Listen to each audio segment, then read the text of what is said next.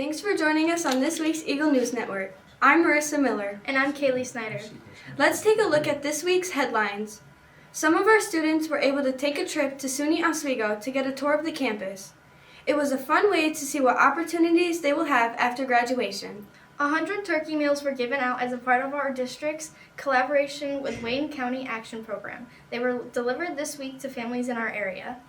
The class of 2024 had a pulled pork fundraiser. It included delicious food and lots of happy memories. Students in Miss Cantileno's class took part in a unique challenge. They had to make a bridge using only popsicle sticks and glue. All the bridges came out great, but the strongest one was able to hold 23 books. This week, many went out and voted in local elections. Here to tell us why the voting process is so important, Ms. Glattman McMorris joins ENN reporter Alexis Taney with more. Thanks, guys. Today we have Ms. Glattman McMorris, who teaches government, economics, and United States history to the high school students in this school. Can you tell us a little bit about the electoral election process? Sure.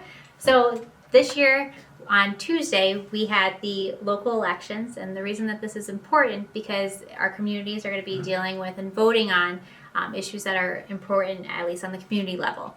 So it's really important because this is going to be a precursor to what issues are going to be kind of our hot topics for elections next year. And then next year, with 2024, is going to be our big year for elections.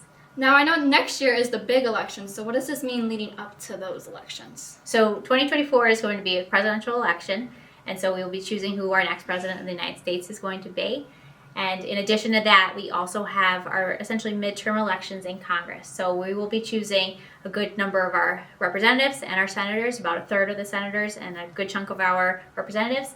And so this is important because now we have to figure out what issues, again, on the national scale are important to us as voters, what decisions we want made on the national level, and then obviously who our leaders are going to be. What advice do you have to new voters and 18-year-olds who are starting to vote?